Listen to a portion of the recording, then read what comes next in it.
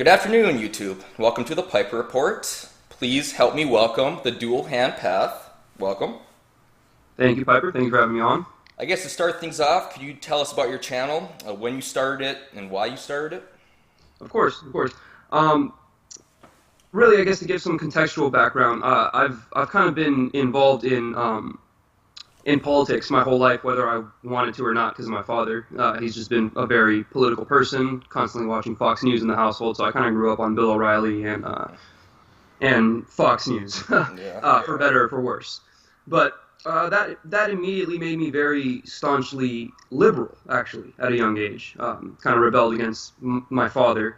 But all in all, I've been into politics since I was about 11, 12 years old. So during the 2016 election, I got into Sticks, Hex, and Hammers channel and just started seeing a bunch of other YouTubers kind of sprout up and just trying to give, credible, unbiased information. And I kind of just wanted to join in on the fun, really. Yeah. So I created the channel, and it kind of started as a joke at first. If you look back, there's some like music videos and just kind of funny shit in the beginning of my channel. But as time has progressed, I've just gotten a little bit more serious with political commentary, and yeah, that's pretty much where we're at now.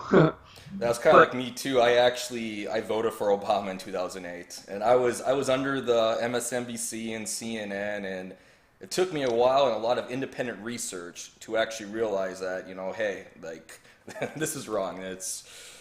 So yeah, right. I basically did the same thing. I actually started making my videos because of Sticks Hexenhammer. My old job, I'd always watch him on graveyard shifts and stuff like that, and got really into him. And yeah, Yeah, same here. I think he was my major influence, and yeah, it was kind of the same way. I mean, during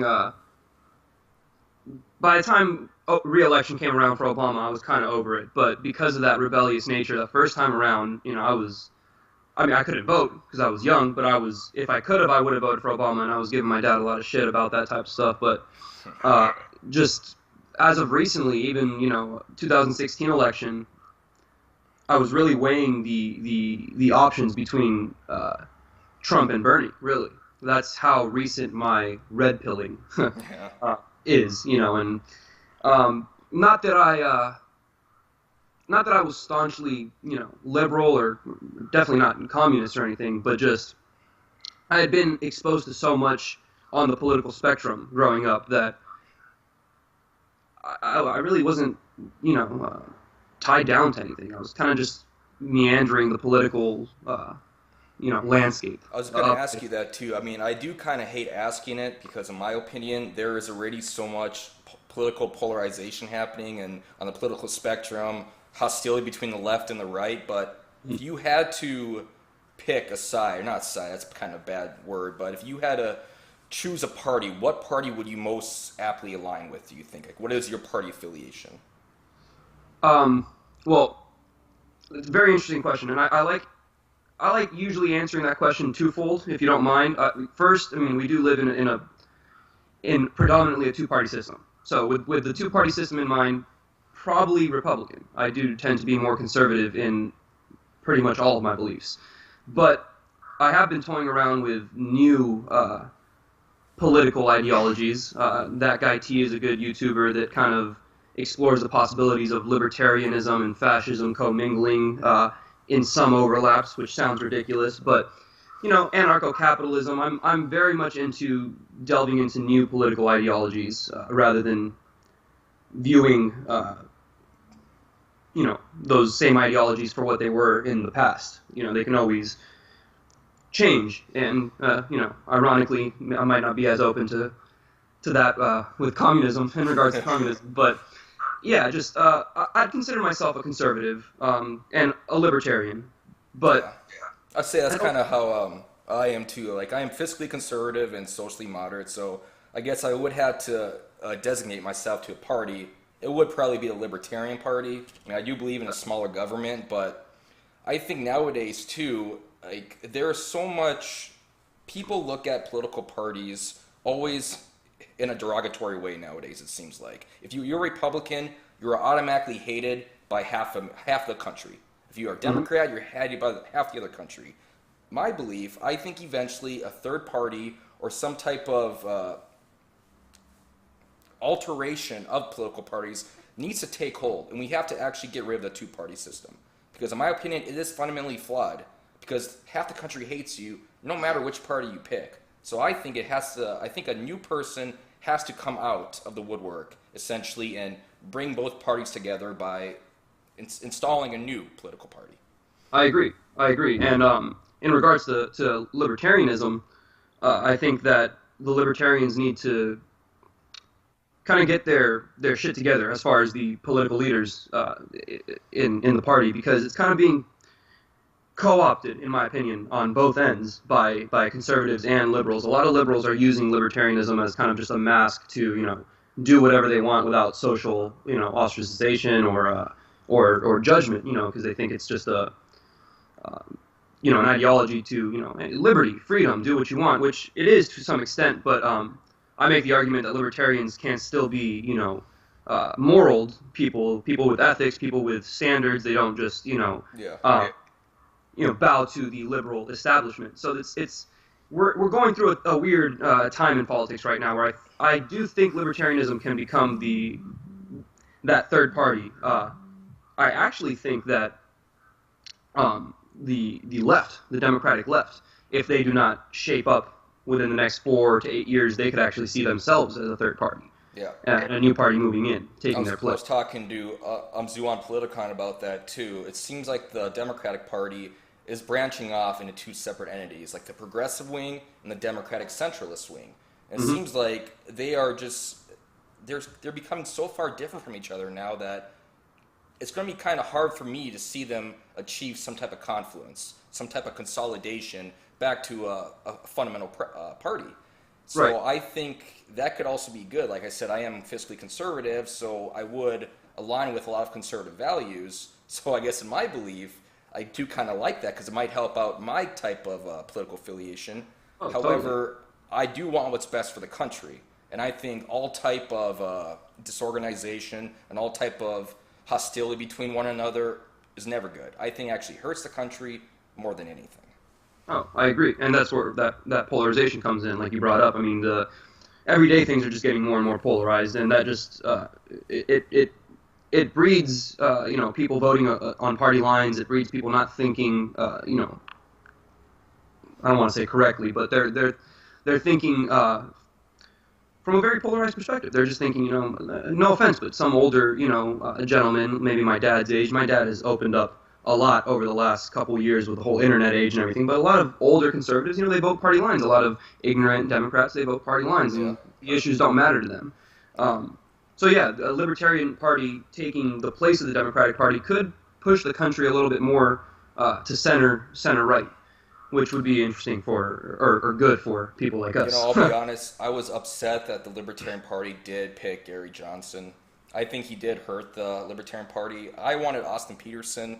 Because Austin Peterson, he was young though. I mean, he's only 35, so people didn't really look up to him as a leader, kind of as a young kid who was starting a kind of different wing of the Libertarian Party. But to me, Gary Johnson, he makes people, this is my opinion, like when you look at him, you kind of think libertarianism is almost a joke, just by how he behaves and how he talks and his actions. And Right. I think if they would actually nominated someone else for the presidential candidacy, I think Libertarian would have got a lot more votes, a lot more influence, and the party would have expanded exponentially. I think they did kind of screw things up by nominating Johnson.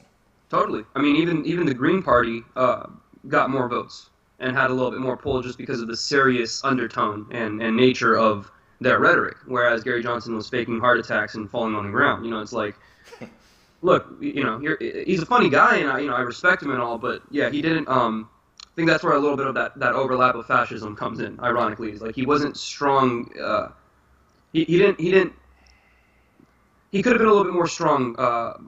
He could have strong-armed the competition a little bit more, and he had every right to do so with all the corruption floating around, but he didn't. So, I mean, yeah, I don't view Gary Johnson as a true libertarian.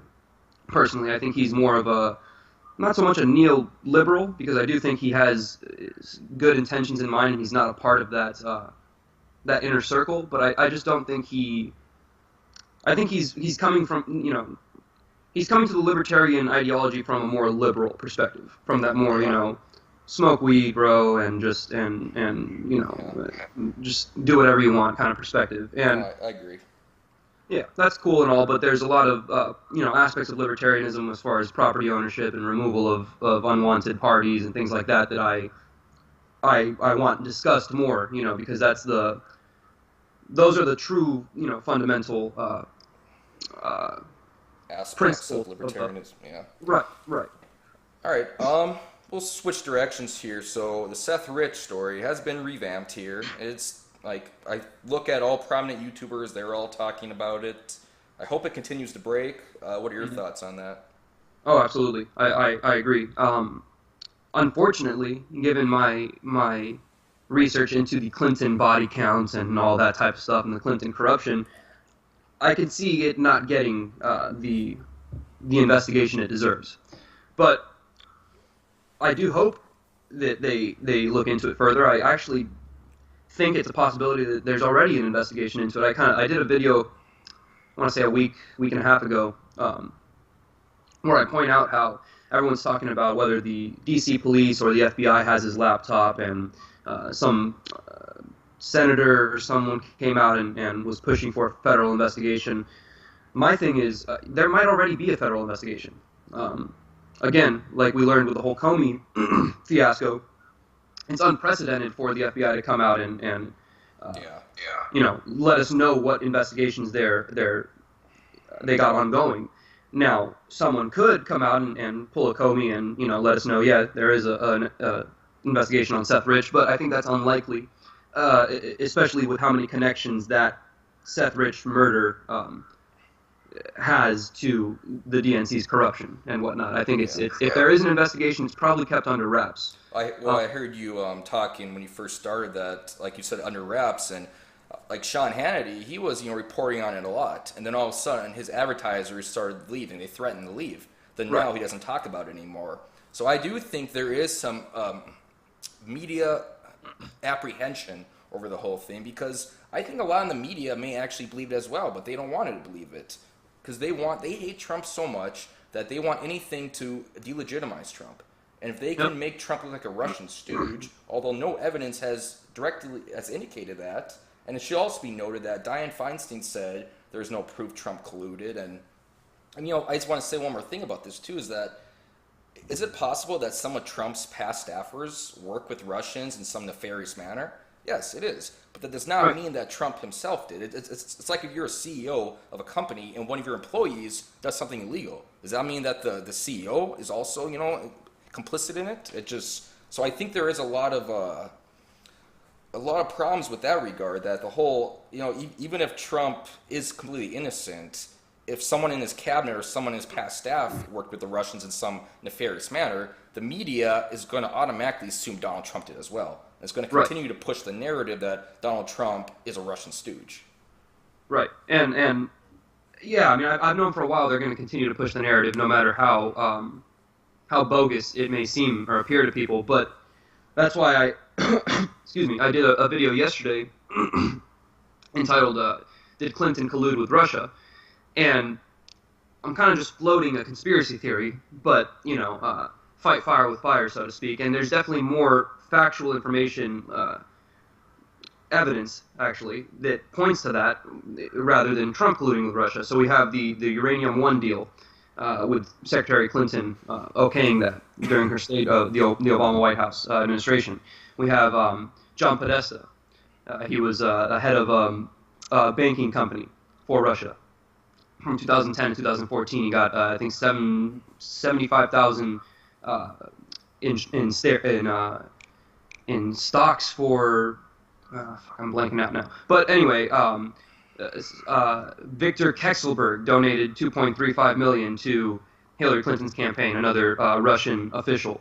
So look, I don't know the facts. I don't know who Putin prefers more, if it's Clinton over Trump or Trump over Clinton. But I do know that the Clinton Foundation, Obama, the Obama administration has some sketchy ties to Russia, and I think that they're going to regret opening this special investigation, this special prosecutor into this case, because to be fair, if we're trying to get down to the the answering all the questions about who tried to undermine our democracy, who is in cahoots with Russia, then it shouldn't just be Trump looked at. It should be all previous administrations, at least for the last 10 years leading up to this. So there's going to be a lot of dirt uncovered there as well, and I think that they're going to end up regretting that. I myself have a theory that it was actually Clinton and the Democrats who were in cahoots with Russia. I don't think Trump is as cozy with Putin as the media wants us to think. Yeah. I think rather Putin may have actually attempted to hack the election and failed for Clinton. Now, I'm using really vague terms like the media is using to try to, perpetuate this theory of sorts. But, I don't think they hacked machines or anything like that. I think Putin was rubbing elbows with Clinton.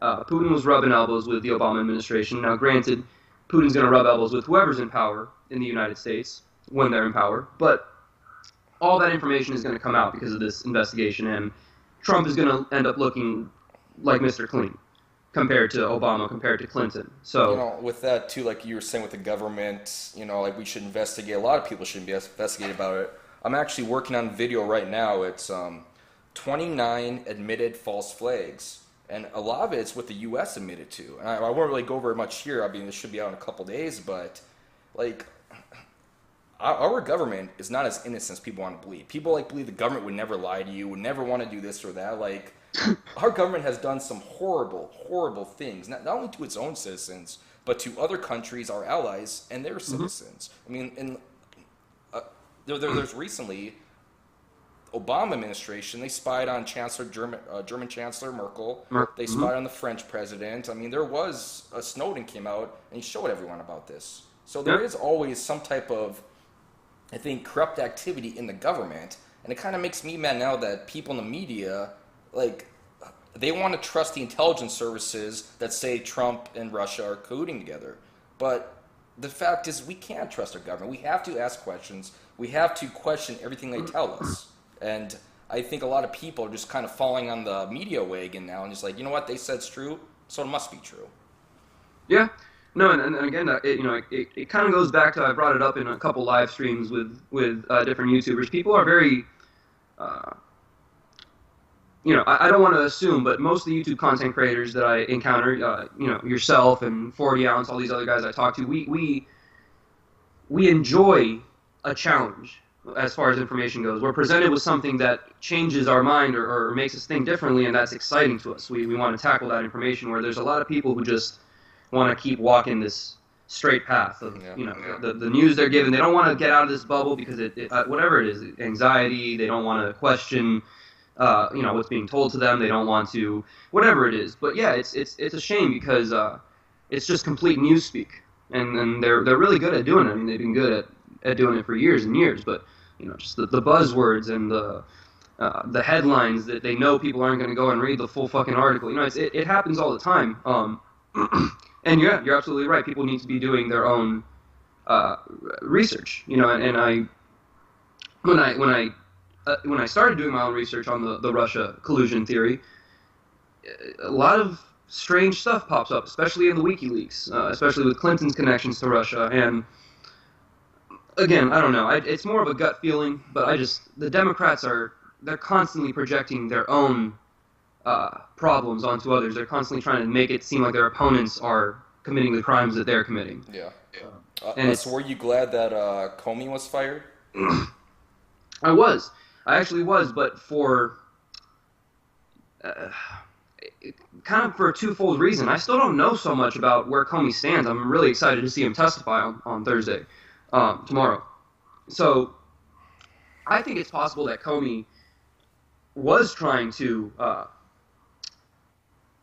affect the election negatively for Hillary Clinton. I think it actually is possible that Comey,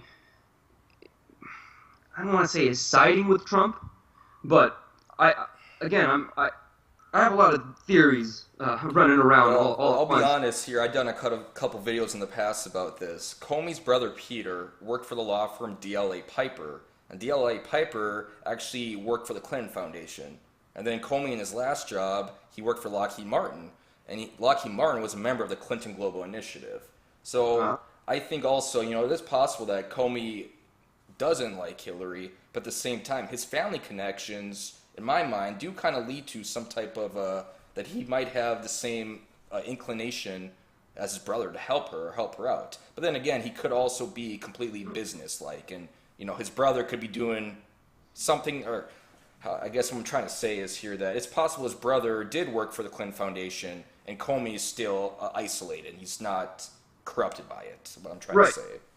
No, totally. I mean, the possibilities are endless at this point. I think that's why it's such a fun guessing game as far as what's really going on here with Comey. And I just think it's possible that the current sitting FBI director can't talk about an investigation. He's bound by a set of ethics and laws, and he can't do or say certain things. Now that he's been fired, he's just a common citizen and can speak on whatever it is that he pleases. If he wants, he can say whatever he wants about an ongoing investigation. It would be unprecedented, but he's not the FBI director anymore. So I get this kind of feeling that Trump let him go so as to make him a more viable source for information. And we'll have to wait and see till tomorrow. I want to see his testimony. But I'm convinced we're not going to get too much information tomorrow. He's not going to go against his own word. He had already said under oath that the president did not try to interfere with the investigation. So he either now comes out and lies and says, well, or I was lying, I didn't tell the truth, or the president is lying. With that too, I find that funny that they're saying if Trump asked Comey to stop the investigation, that's grounds for impeachment because that's obstruction of justice. That's simply not true because, for instance, say I was Trump and I asked Comey, like, listen, Comey, our country is divided right now. Is there any way you could end the investigation? That's perfectly fine. If he was obstructing, he'd be, you know what, James, don't do this anymore. You're done. I will ruin your career if you try to investigate me. I mean, there is a very fine line between the two, and I think people on the left or people that don't like Trump, they're trying to use the possibility if maybe Trump did obstruct by asking Comey as the reason for impeaching Trump. And there is like I said, a very fine line or a very thick line between the two. Big difference between the two of them. Totally, and they can be misconstrued easily because everything President Trump does is unprecedented for a president. He handles leading very differently. So unprecedented, yes. Illegal, no. Sure, it's a little unprecedented for Trump to ask. Keep talking. No problem. It's a little unprecedented for Trump to ask Comey. However, like you said, hey Comey, the nation isn't doing all well right now. Do we really need this investigation ongoing right now? Is there any possible way to drop it? Michael Flynn's a good guy. That's unprecedented. Yes. Illegal? No. There's nothing illegal about it. There's no obstruction of justice there. I mean, the FBI, all these agencies report to the president at the end of the day. He's not, like you said, he's not threatening him. If he said, Comey, you got to drop this investigation or you're gone, that's different. Yeah. But if he said that, wouldn't have Comey come out and said it right away? He's bound by law to do so. He's literally bound by law. If as an FBI director, if someone is obstructing justice, even the president, they're bound by law to tell Congress to let, I believe, Congress and the Senate know immediately, which he didn't. So he can find himself in some hot water if he comes out and tries to reel in his story and change it up a bit. I'm expecting Comey to just kind of reiterate and regurgitate the same things he's already said. Yeah. I felt a little uneasy with Trump's suggestion. He didn't break the law. He wasn't obstructing justice, but, I didn't feel all too good with it, and that's probably... in the past, too, he was asked by the Senate Intelligence Committee if Trump actually, told him to stop the investigation, and he said no. And then they asked him if Trump did, what would you do? And he said he would have walked out of the room. So, I mean, he already said in the past, basically. The one thing before we move topics here that I don't really like that what Comey did was he incorporated the word intent in his federal statutes with respect to Hillary Clinton. I mean, ignorance of the law is not a defense. Right. Like me, I've got pulled over for speeding in the past, and I had no idea that I was speeding. I thought the speed limit was like 65, Does that mean that I am innocent because I was unaware that the speed limit went up or went down? No. It's not. You should receive the ticket so that you now know that that's the speed limit. I think Comey might have created some type of a new precedent here now that people are going to be using this all the time. And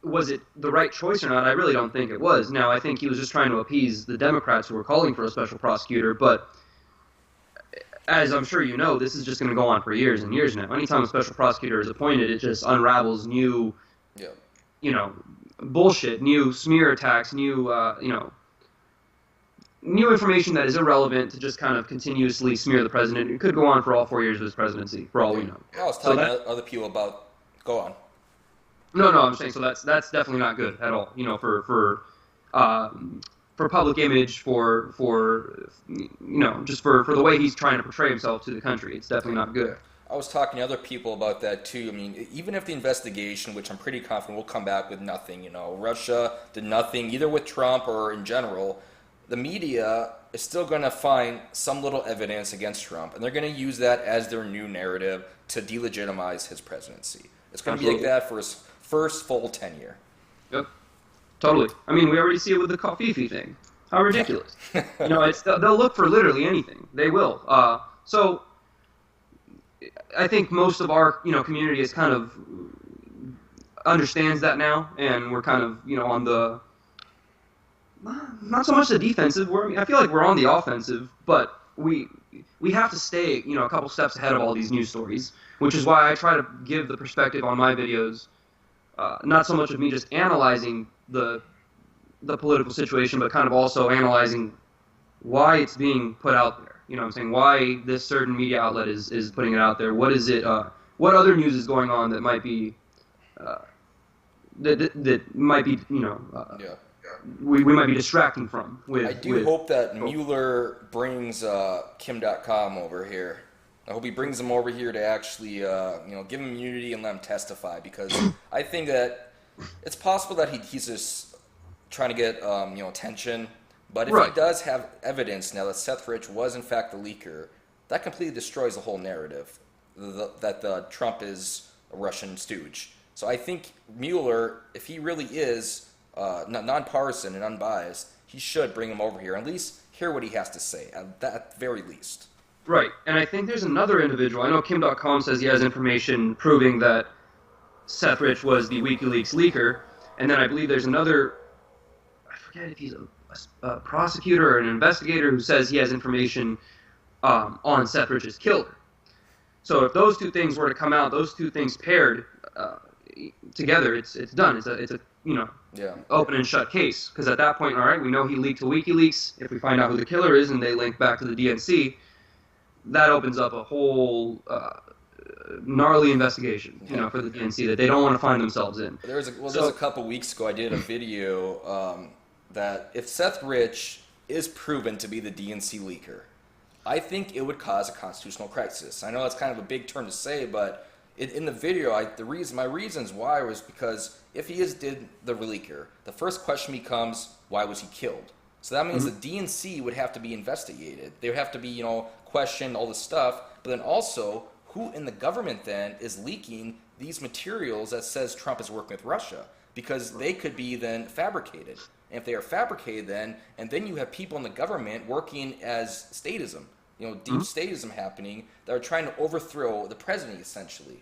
So, I mean, in the video, I broke it down more on that, but the whole government would essentially have to be questioned, because who is working with who is, who's leading the investigation or leading the operation to dismantle Trump's presidency.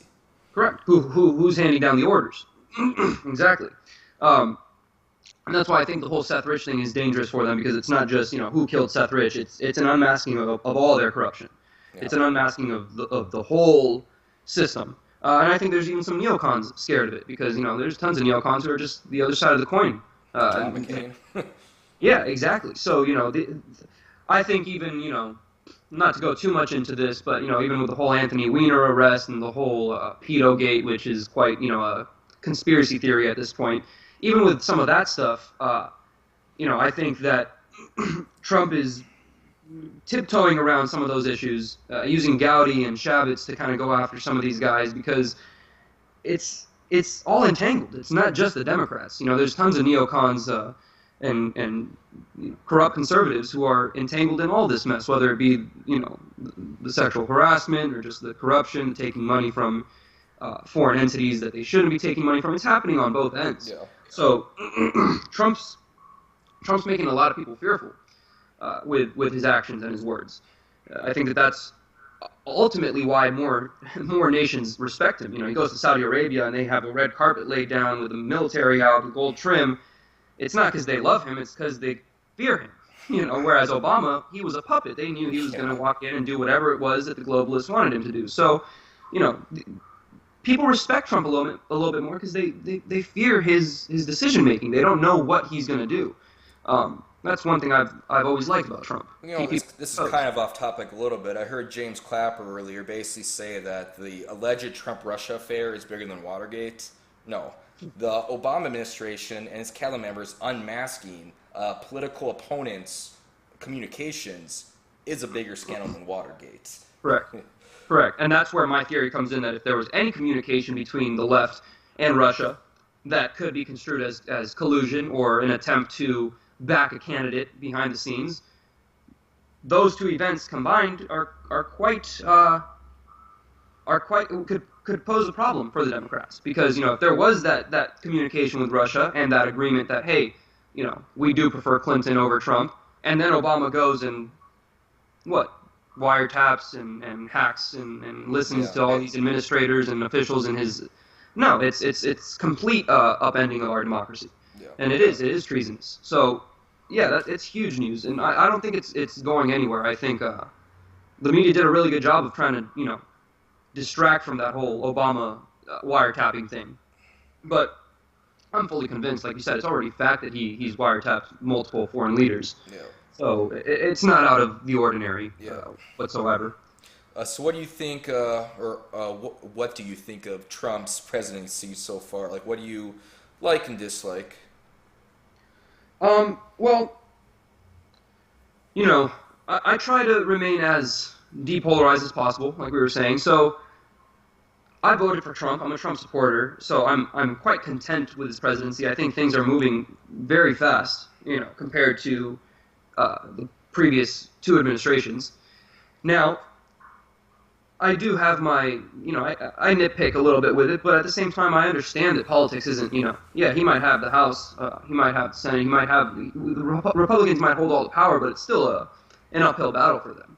So, you know, I'm content, but some of the things that I wish I'd see him, you know, speeding up the process on are the building of the border wall, twofold for the actual economic efficiency of doing so, and also just the support from his base. You know, if he is looking to win re-election, that's something he's going to have to get done as far as appeasing his base.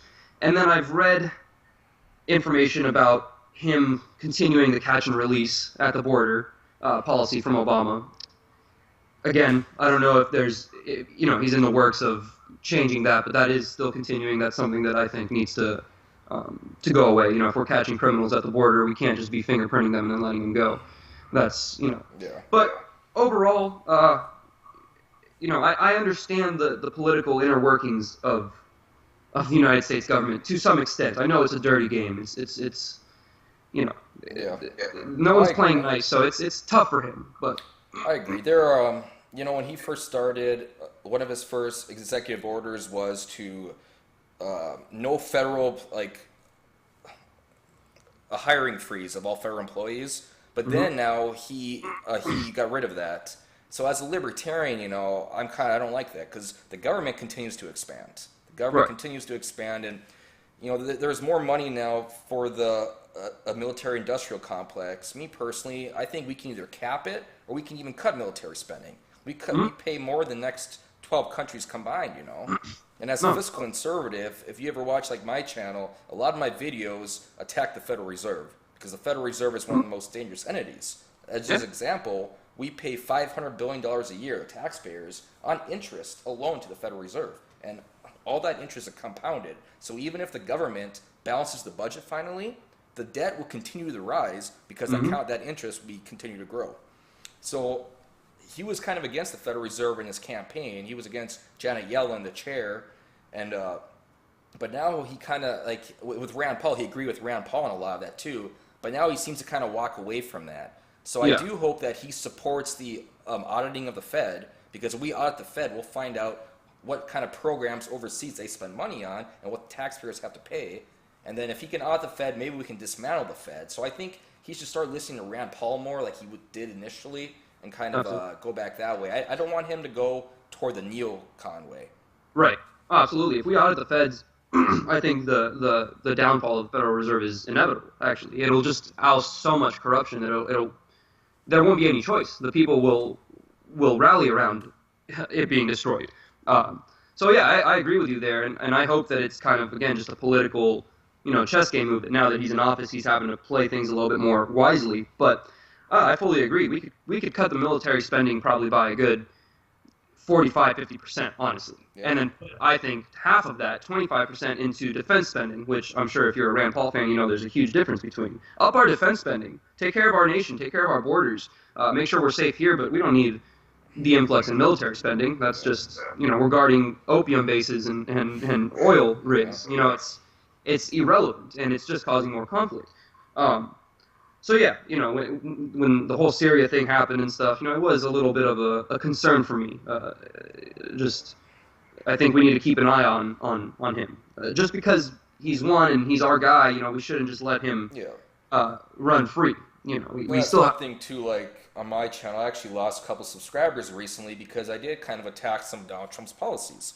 Mm-hmm. And the truth is, I have my principles. I did vote for Trump, and I support Trump, and I think he was doing a better job than I guess what most people say he is. I think he is doing a good job. There are some things I disagree with, and I hope that the people who voted for Trump can understand that there are some, I hate to say it, just like there are some Obama and Bernie lovers, there are some Trump lovers that he can do no wrong. And if you even not attack him, if you even question his policies, that makes you a communist or stuff like that. Yeah. So yeah, it's these God Emperor guys. As funny as the God Emperor meme is, he's not our savior. Yeah.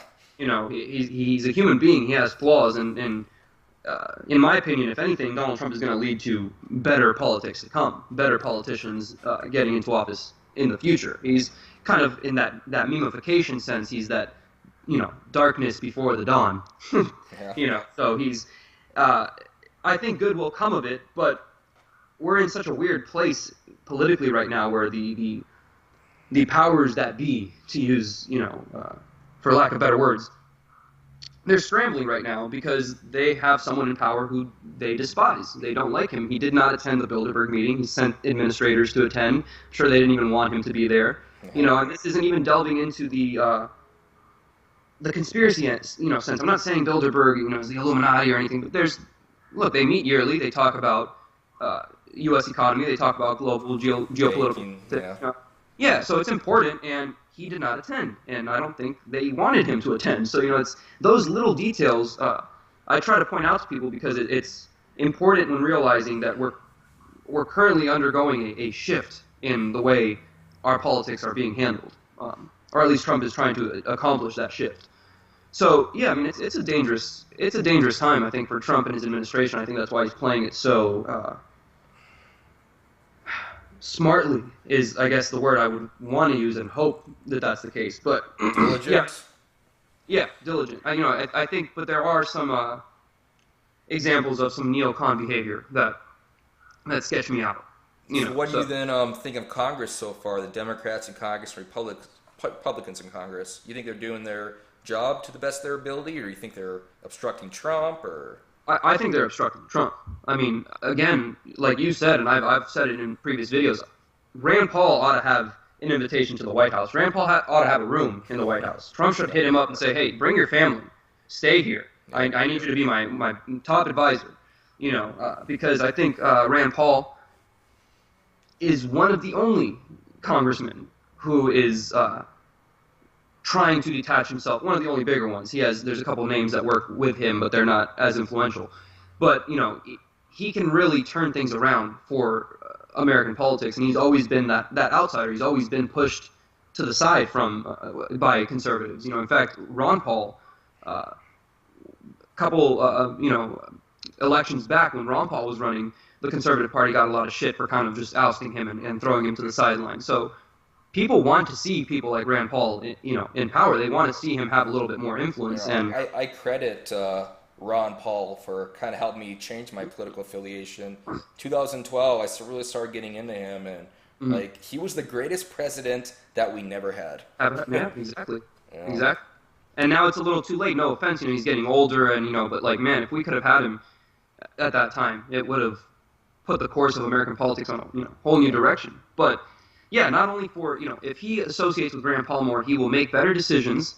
He'll have a more unbiased advisor to be helping him out from a practical, pragmatist standpoint, not an ideological standpoint, and it would just help him win re-election.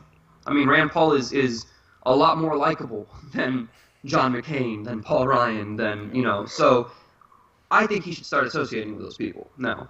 Yeah. Trump's not going to get advice. Some of the senators, like John McCain, Lindsey Graham, Feinstein, Nancy Pelosi, Chuck Schumer, all these dinosaurs need to get out of Congress. They only hurt the country.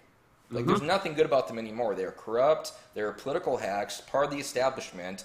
I think there has to be just a good influx of newer people into Congress. Yeah, totally. And then here in my state, I'm promoting and trying to push for Omar Navarro, who's running for Congress in my district against Maxine Waters, and he's a young conservative out of my district, Latino. So who knows? Waters is a joke. That's why I laughed. Waters is just an idiot. I agree. I assume that's why you laughed. She's an idiot, and doesn't even live in her own district. She lives an hour and 45 minutes away from her own district, so she's not even representing her district well. She is an idiot. She spelled impeach with an N on Twitter the other day, #impeach, and left the tweet up.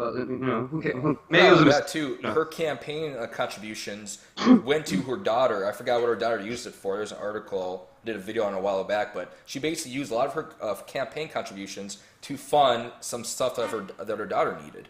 I think she might be bullying her or something. Yeah, and then she blames Trump that Trump hired Ivanka, and Ivanka's working for free. She's mad at that, yet she helps her daughter with campaign contributions. It's right. So this guy Omar Navarro, he's a young guy, Latino, and he has a chance of winning. I'm kind of pushing for him. I'm trying to do as much work for him here in the district. But yeah, he recently put out a great video where he drove all the way out to Maxine Waters' house.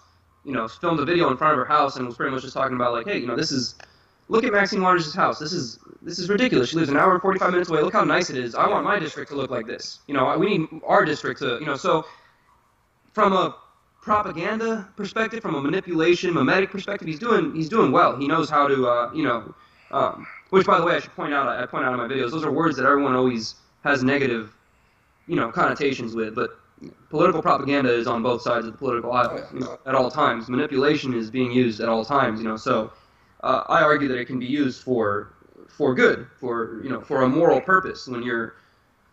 Bernie Sanders is the best example. Bernie, I disagree with him in a lot of things, but he had a genuine political ideology for the country. He had an idea for the country, whereas Hillary Clinton had no clue what she was, running off of. She doesn't even have a platform. Yeah. So with people like Bernie, that's why he had such momentum, because he was actually giving the people something exciting and new. It was populism. I mean, same thing with Trump, but these people like Maxine Waters, I don't see them winning re-election in 2018. They have to turn around and pretend to be populist all of a sudden, and they've been the complete opposite for 30 years. I don't think they're going to trick the people. Now, granted, there's a lot of politically illiterate, politically ignorant people in my district, and maybe she wins, but I'm really hoping she doesn't, because that's the first step. 2018 is the first step to, the second step rather, to continuing the conservative counterculture, the conservative, momentum. Well, with that too, I mean, the conservatives in Congress, or Republicans in Congress, they need 8 seats for 60 to break the filibuster, and I think there's 25 Democratic senators up for re-election in 2018. Right.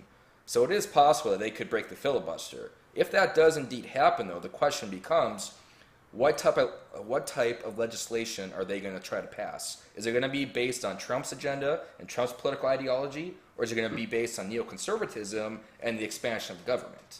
Yeah, which is why I think it's not only important to get those Democrats out of office, it's also, like you said, important to get John McCain and Paul Ryan and those guys out of office as well, because our our agenda, meaning, Trump's true agenda, or what I interpret it as, will be better represented then. If there's more people like us representing the people, on Trump's behalf, or on behalf of his political agenda. Paul Ryan, John McCain, they're not pushing for his agenda. They're pushing for the globalist, neoconservative, neoliberal agenda. So it's not helping him in any sense. He's having to combat these people. He's having to meander their attempts, to squander his progress. So, yeah, that's going to be a continuing issue, and the sooner we get them out, the better. So 2018 is a huge deal. Again, it goes back to that. People need to stop viewing him as some sort of savior and placing all their trust in him. There's still a lot of work to be done. Technically, the Senate can go to the Democrats as well. I think there's a slim chance of that happening, but So then, I guess to kind of wrap things up here on a more philosophical question, do you think the country can ever unify together?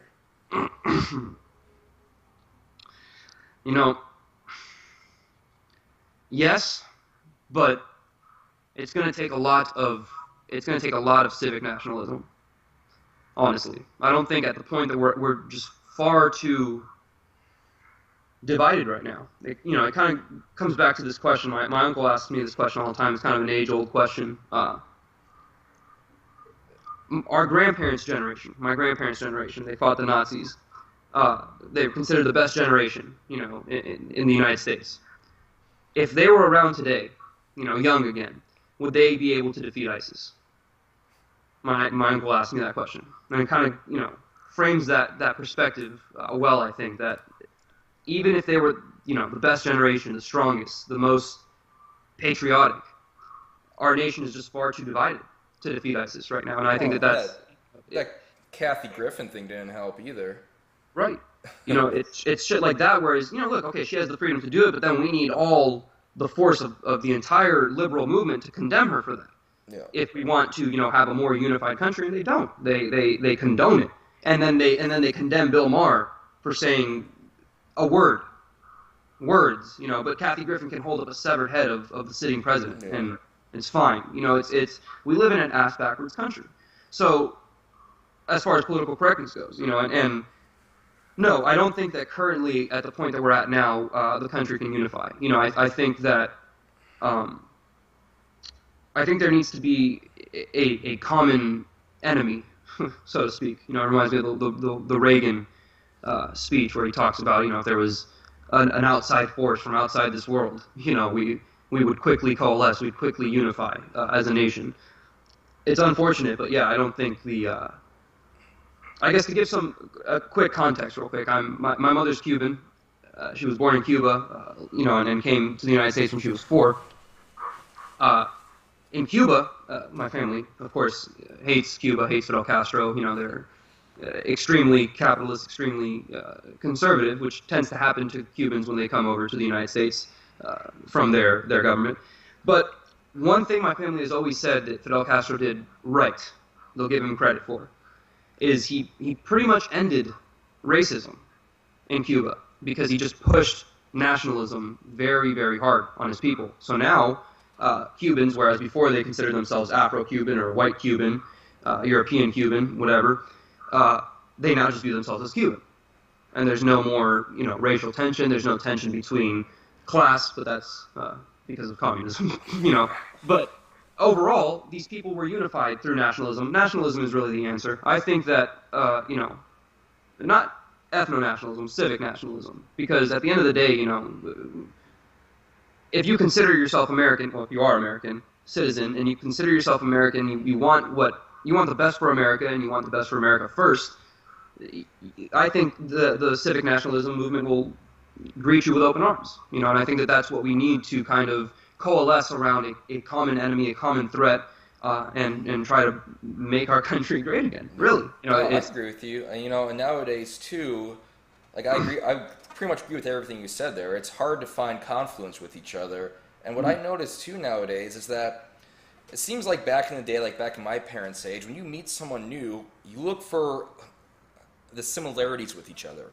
Mm-hmm. But nowadays, you automatically see the differences in each other. Like if you look for the worst in somebody expecting to find it, you always will. You know, Right. you always will find something wrong with each other. So I know it's kind of just me, kind of preaching about it, but we really need to talk to each other more. People from opposing viewpoints need to sit down and talk and not hate on each other.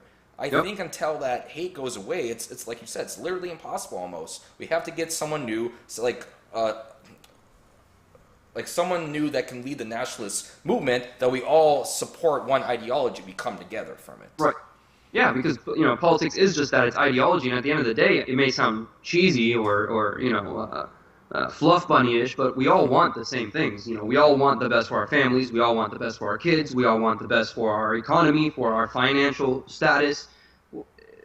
We all want the same fucking things. Unless you're a jihadist who wants to fucking kill us, and that's a different story. But if you're an American and you have a slightly different political ideology, you still want the best for your family. You still want all these similar things. So why are we, letting that political ideology rather, put a wedge between us? When in reality, it should be, hey, let's come to the table and let's try to work things out, because at the end of the day, we want the same things. Oh yeah, I agree. And it's, again, it sounds cheesy, but that's the way it ought to be. And things are so polarized that it's hard for people to conceive of that happening. But Alrighty, well, I guess with that, I thank you for coming on again. Link is in the description, the Dual Hand Path. Be sure to subscribe to him. I recommend it. Once again, thanks for coming on. thank you, Piper. It's a pleasure.